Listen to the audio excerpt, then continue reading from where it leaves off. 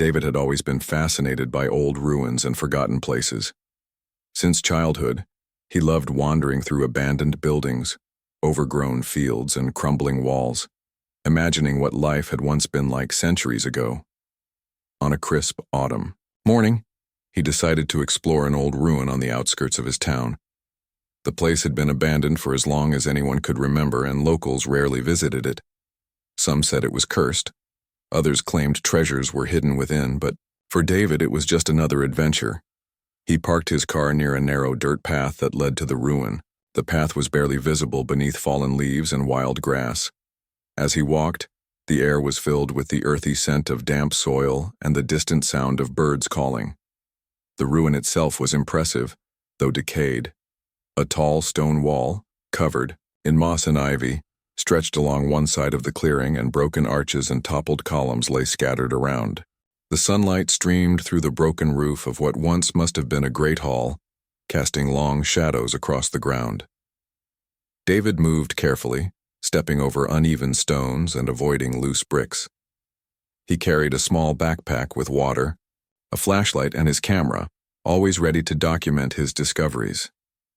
As he explored, he noticed the walls were covered in strange carvings. Some looked like ancient symbols, while others depicted figures wielding swords, shields, and spears. He ran his fingers lightly over the rough stone, feeling the grooves of the old carvings. It was clear that this place had once been important, though no records remained of its exact purpose. As he turned a corner, his eyes caught a faint glint among the rubble near a collapsed wall. Curious, he approached and knelt down. Partially buried under dirt and stones was a long object. Carefully, he brushed away the debris with his hands, revealing a sword.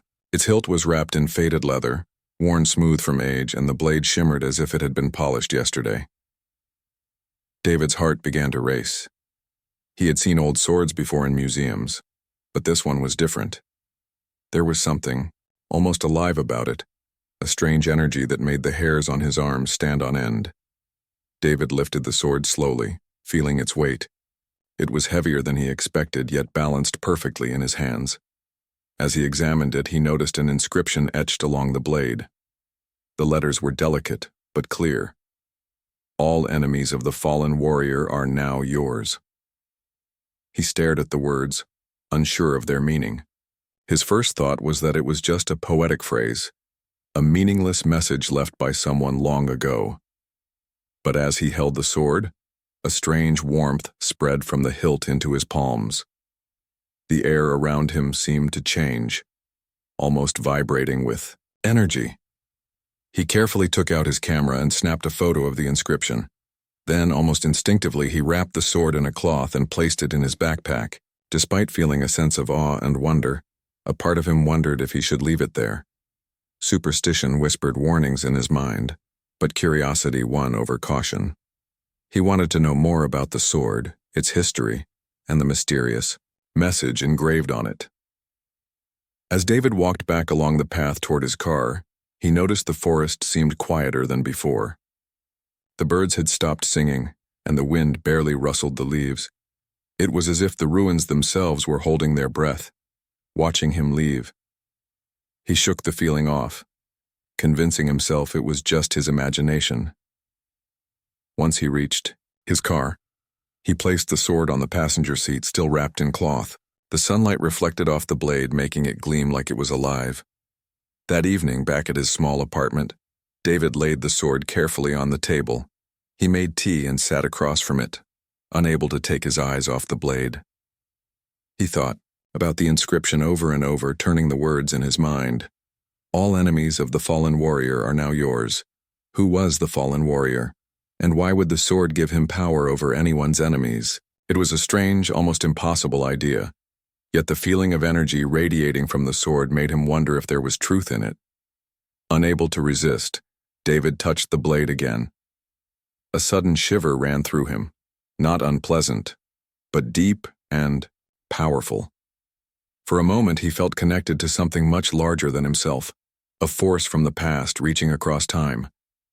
That night, he dreamed vividly. He saw battles he could not recognize, fields filled with soldiers, and a man wielding a sword striking down enemies with incredible skill. The man looked heroic, strong, and determined, but there was also sadness in his eyes. In the dream, the man turned to David and whispered words he could not understand, yet somehow, David felt he knew their meaning. When he woke the next morning, the sword was still there, lying on the table as if waiting. David felt both excitement and fear. The dreams had been intense, almost too real, and he could still feel a lingering energy from them. He realized that finding the sword was not a simple coincidence. Somehow he had been chosen to discover it, though he didn't yet understand why. The sense of responsibility weighed on him, and he knew his life was about to change in ways he could not yet imagine. Over the next few days, David began researching the sword. He visited libraries, spoke with local historians, and looked through old manuscripts. He discovered mentions of a warrior named Arendor, a legendary figure from centuries ago known for his unmatched skill in battle and his strict code of justice. Records indicated that Arendor's sword had been lost after a great battle, and many believed it to be a myth. The inscription on David's sword matched descriptions in historical texts, confirming that he had indeed found something extraordinary. As he continued his research, David also noticed small, strange events occurring around him. Shadows seemed to move differently. Objects appeared slightly out of place, and he sometimes felt watched even in his apartment. At first he dismissed it as paranoia, but the intensity of these feelings grew. David could not explain them. Yet, he knew that the sword had something to do with it. It was as if the weapon carried with it the weight of battles, justice, and enemies. And now he was a part of its story. David realized he was standing at the beginning of an adventure that could change his life forever. He was no longer just a curious explorer. He was now a custodian of a legacy, a sword that had belonged to a great warrior and now rested in his hands. The days ahead promised discovery, danger, and lessons he could not yet imagine. Holding the sword, he felt a connection across time, as if Arendor's spirit itself had reached through centuries to guide him. And so, with a mixture of awe and trepidation, David prepared for the journey that lay ahead, unaware that the sword's power was already beginning to weave itself into his fate. David could not stop thinking about the sword. Each day he held it, he felt a strange energy coursing through his fingers, almost as if it recognized him. He spent hours researching its history, looking for any clue about the fallen warrior whose enemies were now supposedly his. The name Arendor appeared repeatedly in old manuscripts, local legends, and forgotten chronicles. According to these sources, Arendor had been a warrior of extraordinary skill, a protector of the weak, and a figure feared by his enemies. Yet he had disappeared mysteriously after a final battle, leaving behind only stories and whispers. The sword David had found seemed to be the only tangible link to that legendary past. One afternoon, David decided to take the sword to a local historian, Professor Langdon, who was known for his knowledge of ancient artifacts. Langdon's office was small and crowded with dusty books, stacks of papers, and strange relics from different eras. David carefully unwrapped the sword and placed it on the desk. Professor Langdon leaned forward, adjusting his glasses, and examined the blade with great interest. "This," he said slowly, "is extraordinary. If the inscriptions are correct, this sword carries the legacy of Arendor himself. Many believe the weapon lost forever." David watched the professor's expression closely. "But the inscription, it says all enemies of the fallen warrior are now yours. What does that mean?" he asked. Professor Langdon's face turned serious. Legends claim that the sword carries more than just history. It was said to bind the spirit of its master to whoever wields it. Some believe it grants the wielder the ability to confront Arendor's enemies, even across generations. But these are stories. I've never seen evidence that such power actually exists. David could not stop thinking about the possibility. That night he placed the sword near his bed and tried to sleep, but his dreams returned, more vivid and intense than before. He saw Arendor in battle, moving with speed and strength that seemed impossible for a human. His enemies fell one by one. But they were not random people. They were cruel rulers, betrayers, and men who had caused suffering. In the dream, David could feel the sword's energy, as though it was guiding his own hands. When he woke, he was sweating and shaken. Something had changed within him. The next day, David noticed a strange event that could not be explained by dreams alone. While walking in the market, he witnessed a small argument between two men. Suddenly, one man fell violently as if struck by an unseen force. David froze. He knew it was not his doing, yet he could not deny the connection he felt to the sword. A part of him feared it was already acting on its own, responding to the concept of enemies. He felt a mix of awe and dread. The sword was no longer just an ancient relic. It was alive in a sense and somehow aware. David's life began to change in subtle ways. People around him noticed he seemed more focused, more alert, and occasionally distant. He spent hours studying old maps, battle records, and any documents that could tell him about Arendor's enemies. The sword seemed to guide him toward forgotten places, long-lost battlegrounds, and sites of historical importance. He realized that this was more than curiosity. He was now participating in a story that had started centuries ago. One evening, while researching in his apartment, David felt a sudden, powerful pull from the sword. He had been reading about a rival of Arendor, a man named Kaldor, who had betrayed his own people to gain power. David shivered as the blade in his hand seemed to hum with energy. Images flashed in his mind. Kaldor standing over a fallen village, soldiers screaming, fires burning. It was as if the sword wanted him to know the past fully, to feel the weight of justice that had been denied. David understood then that the sword was not just a weapon. It was a guide, a keeper of history, and a tool for righting old wrongs. However, the sword's presence also began to unsettle him. The energy it emitted seemed to respond to his thoughts, emotions, and even fears. Once, while walking near a dark alley, a man tried to intimidate him. David felt the sword vibrate in his hands, almost as if warning him. The man stumbled and fell, unharmed but clearly shaken. David was both terrified and amazed. The sword was protecting him, but it was also testing him. It seemed to sense not just physical enemies, but moral ones as well. Over the following days, David continued to study Arendor's history.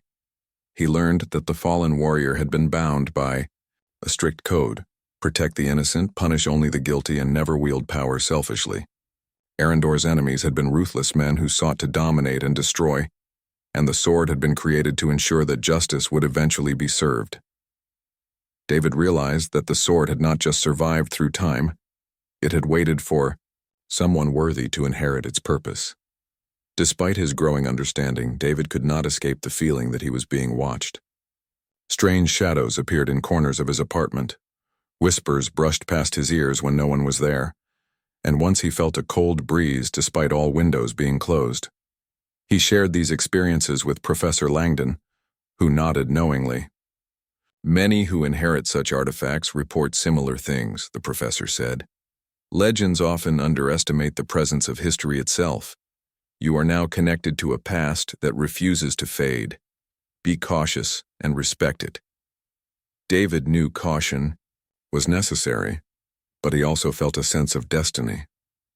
The sword had chosen him for a reason, and he could not ignore its call. He began to practice holding and moving with the weapon, learning its balance and weight and understanding the energy that flowed through it. With each passing day, he felt stronger, more confident, and strangely attuned to the presence of others. It was as if the sword was sharpening not just his skill but his perception, preparing him for challenges he could not yet see.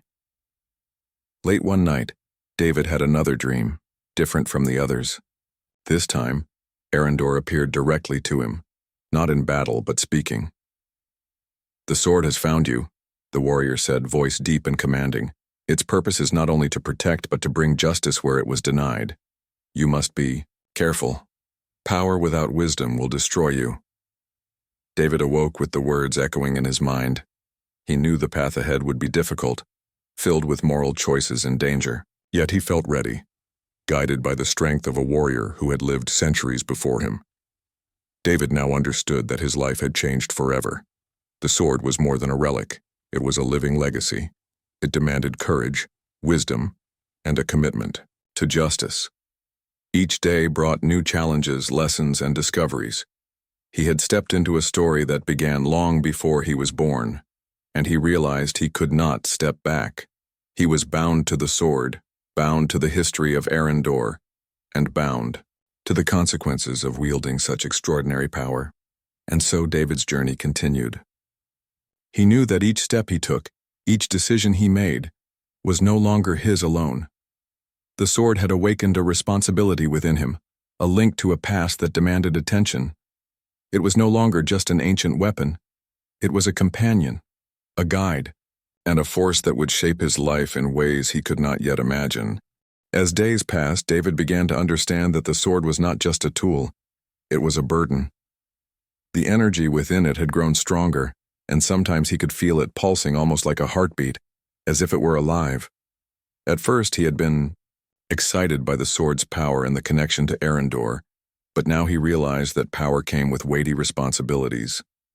Every time he thought about justice, fairness, or even personal safety, the sword seemed to respond.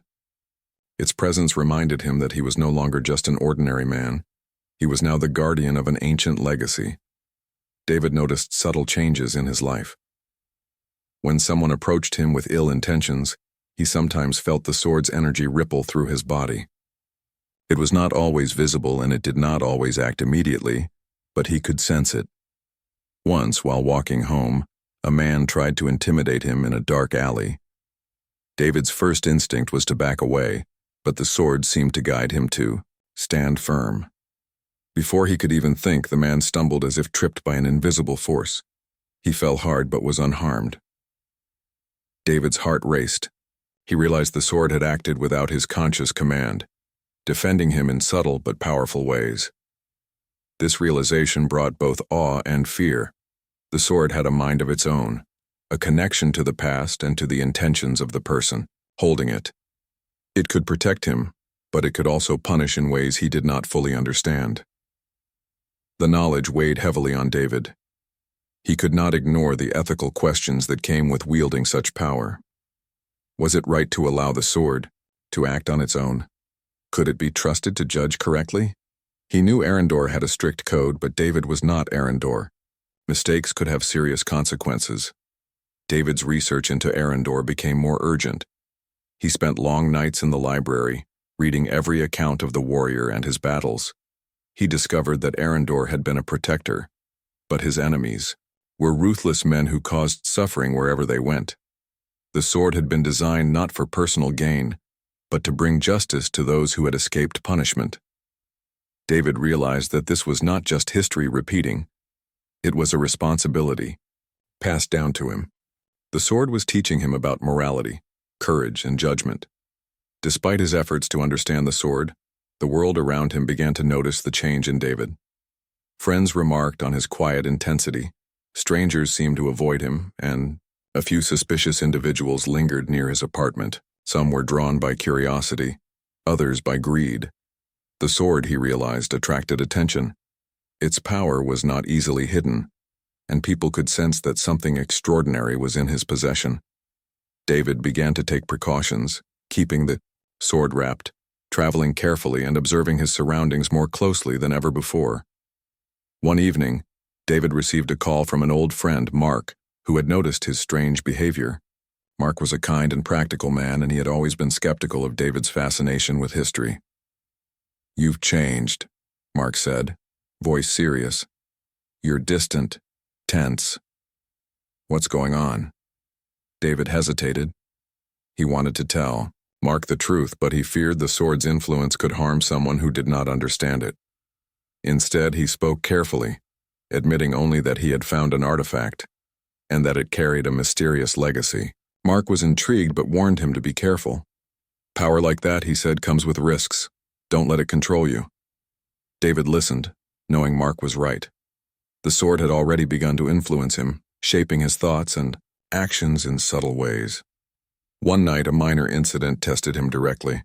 A group of men tried to break into his apartment, apparently searching for something valuable. David was unarmed except for the sword. As they approached, he felt the familiar pulse of energy. This time, however, he consciously focused on controlling it. The sword glowed faintly in his hands, and the intruders were stopped in their tracks. They fell to the floor, startled and unharmed, unable to continue their attack. David realized that he could direct the sword's power, but it required concentration, discipline, and a clear sense of right and wrong. After this incident, David understood the true burden of the sword. It was not enough to know its history. He had to live its code. He could no longer act impulsively or selfishly. Every decision mattered. He began training not only physically, learning how to wield the sword with skill and precision, but also mentally, practicing focus, patience, and judgment.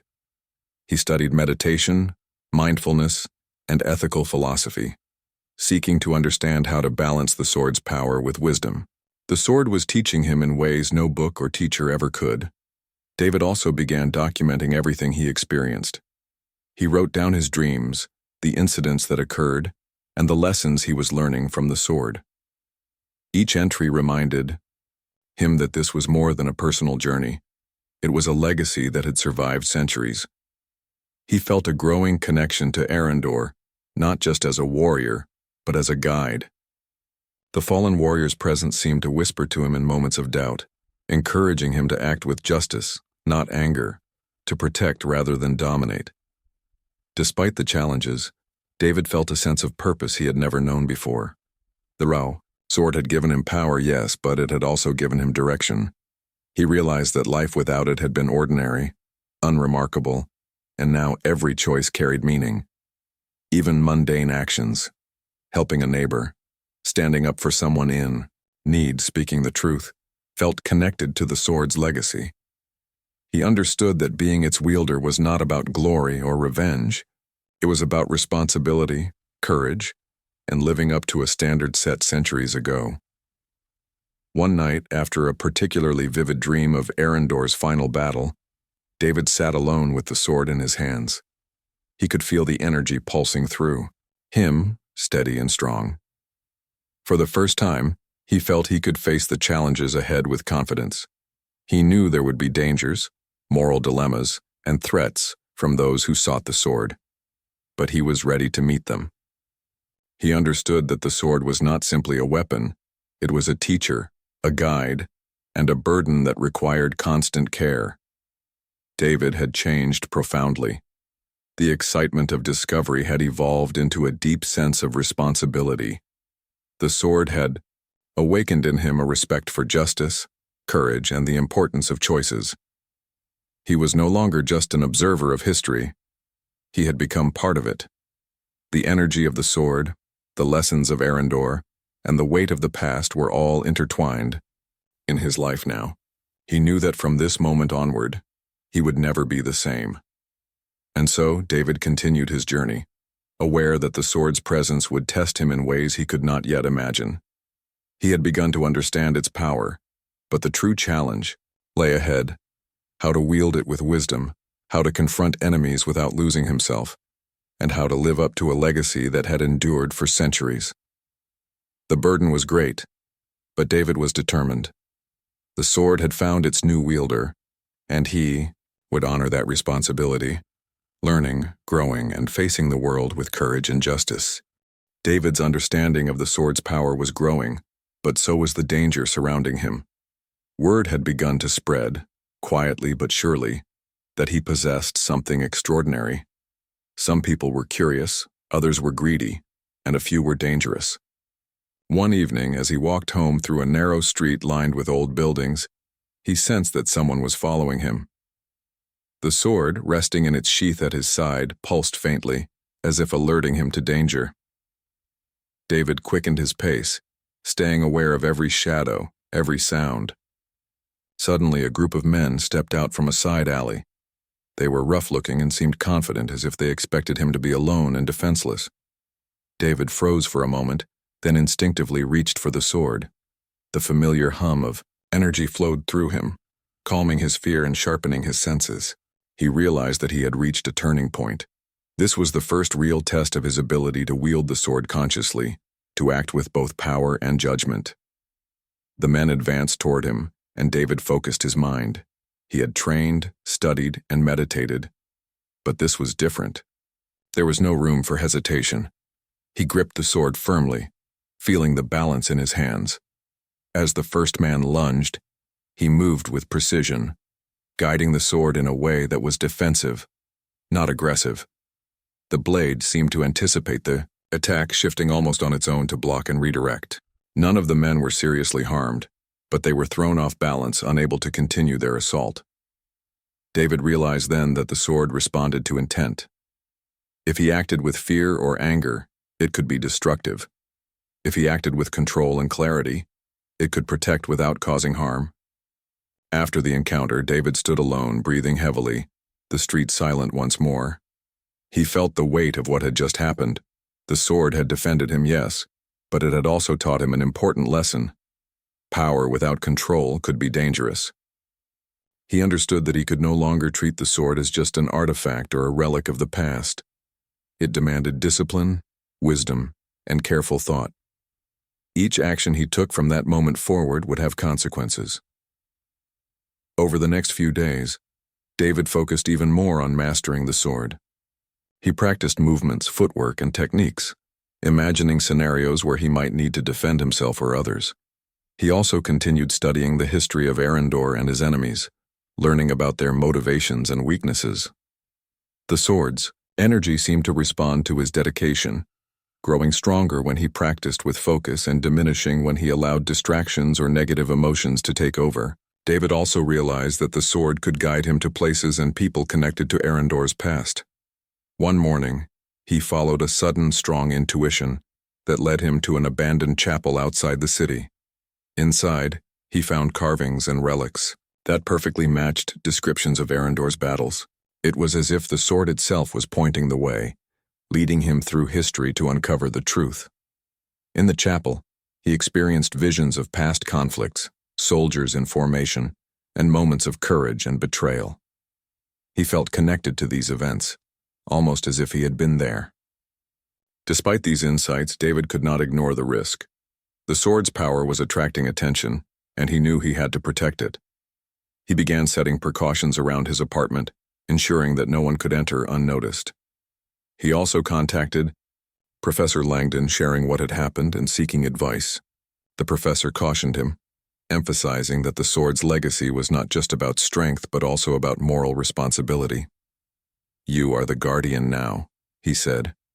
"Do not let fear or greed cloud your judgment. The sword chooses its wielder carefully, but you must live up to its expectations every day." One evening, a new challenge appeared. A group of individuals clearly seeking the sword approached David while he was leaving the library. Unlike the previous attackers, these people were prepared, trained, and confident. They moved with precision, testing his reflexes and awareness. David felt the sword's energy surge through him stronger than ever before. He focused his mind, controlling every movement, anticipating every strike. The encounter was tense, almost cinematic in intensity, but David managed to defend himself and incapacitate the attackers without serious harm. The sword had guided him, but his choices determined the outcome. That night, as David sat with the sword resting on his lap, he reflected on what had happened. He realized that the sword was more than a weapon. It was a teacher, a guide, and a test of character. Its power was immense, but it required wisdom to use responsibly.